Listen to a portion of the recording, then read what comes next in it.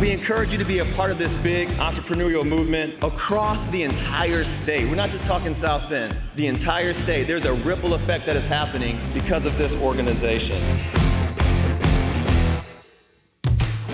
Now, I'm sure you may have heard the adage that it takes a village to build a child, right? To grow a child. If that's true, then it takes an entire network to grow an entrepreneur, right?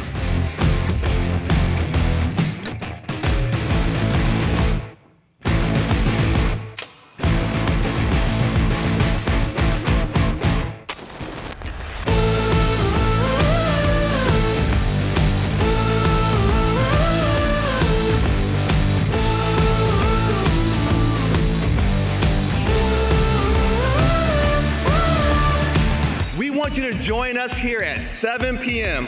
So we're gonna watch 3 short original films on this big screen right over here behind me. And these are gonna be helping us to learn more about our students from the RISE Network.